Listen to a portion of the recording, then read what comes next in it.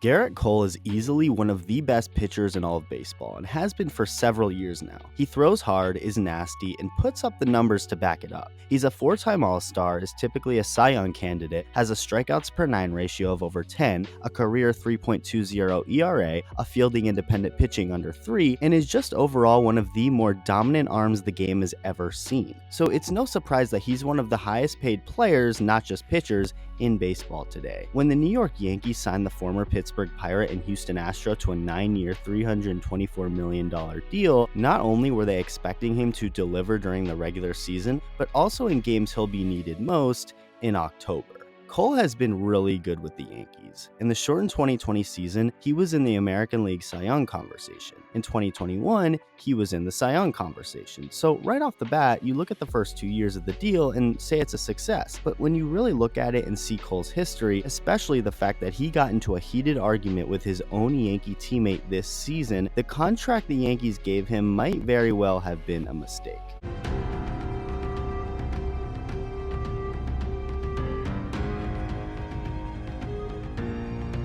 Gerrit Cole's history of having problems with his own teammates dates back to his college days, when he was a star pitcher for UCLA. He was actually teammates with Trevor Bauer, and although the two were both incredibly talented together in the same rotation, they did not like each other. Or at least Cole did not like Bauer. According to Bauer, Cole told him that he wouldn't have a future in baseball. The two just never got along and still don't to this day. It's gotten to the point where a former coach of the two players on UCLA even said that there was a better chance of the earth burning up than the two ever reconciling their differences. After college, the Pittsburgh Pirates drafted Cole with the first overall pick in the 2011 draft, with him going on to debut in 2013. Before he threw a pitch in the big leagues, Cole had some huge expectations, and he sure delivered. He threw 117 in the third innings, pitching his way to a 3.22 ERA and striking out 100 hitters. The next year, 2014, was solid as well, but then 2015 came around, and this is when Cole turned into an ace. In 2015, Gerrit Cole was selected to his first All-Star appearance, threw 208 innings to the tune of a 2.60 ERA, striking out over 200 hitters and finishing 4th in the Cy Young voting and top 20 in the MVP voting. As good as he was that year,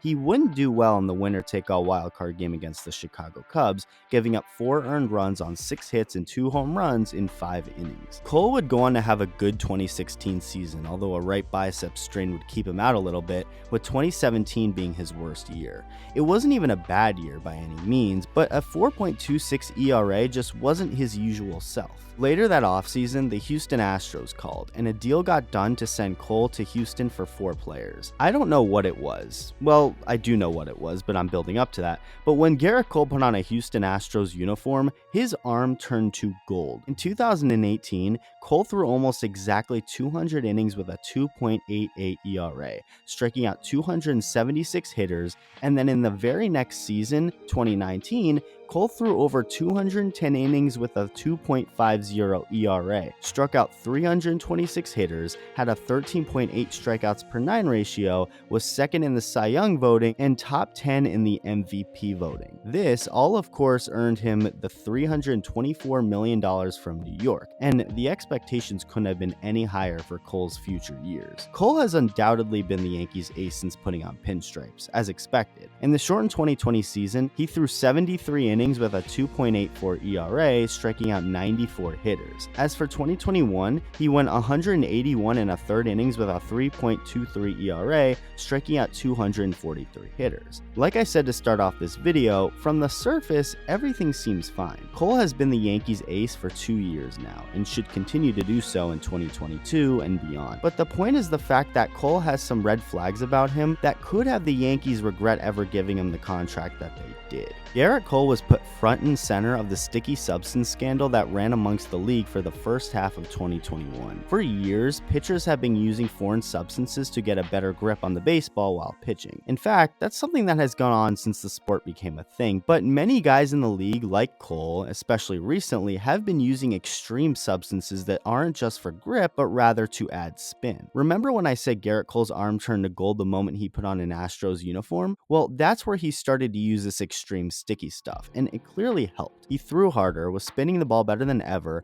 and was of course getting the results. So for the reason why he never got in trouble for it, well, because everyone was doing it. It was baseball's worst kept secret. 2020 was when fans started to speculate on Cole's usage of foreign substances, especially after this clip of his finger sticking to his cap went viral. Before the 2021 season began, Major League Baseball made it clear that they were going to investigate in-game baseballs, send them to a lab to study what was on them, and crack down on it.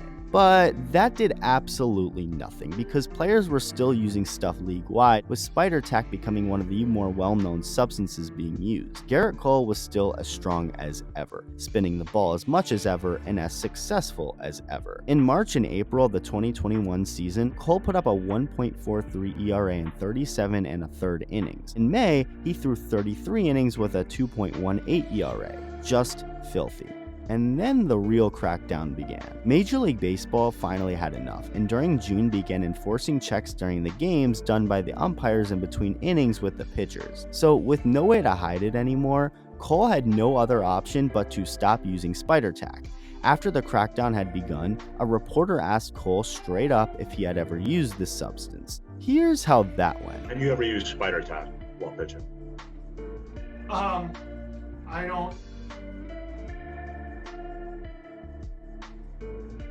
don't know. I don't know if I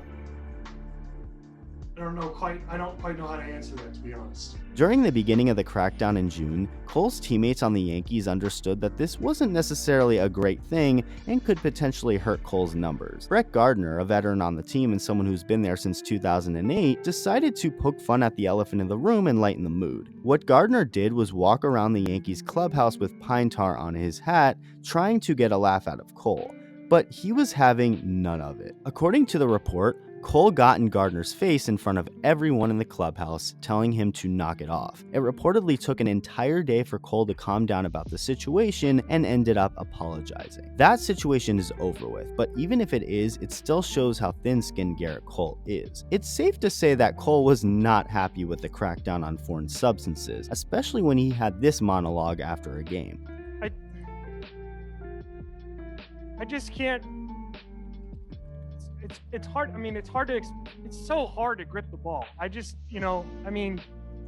for Pete's sake, please just talk to us. Please just work with us. Cole would go on to pitch to a 4.65 ERA in June, a 4.71 ERA in July, bounce back and have an incredible 17 2/3 innings in August, but then pitch to a 5.13 ERA in September and October, with his overall spin rate going way down after the umpires started to check pitchers. After posting a 2.68 ERA in the first half of the season, he'd finish the second half with a 4.14 ERA, capping it off with a dud in the American League wildcard game at Fenway Park, giving up 3 runs on 4 hits, 2 homers, 2 walks in only last 2 innings. Gerrit Cole hasn't been a disappointment for the Yankees. That isn't what this video is about. It's the fact that he very well can be, and in several years from now, they may look back and regret ever committing to him to how many years they did. Cole has been solid in pinstripes, but you can't deny the regression you saw from him after the foreign substance crackdown, the big drop in spin rate, and the history he's had with having beef with his own teammates. Gerrit Cole is still one of the most dominant pitchers in baseball, and very well could continue to be for years to come, but it's no secret that the Yankees could end up having a big problem on their hands if he continues to pitch the way he did in the second half and doesn't get some thicker skin. Let me know how you feel about Gerrit Cole, and thank you for watching.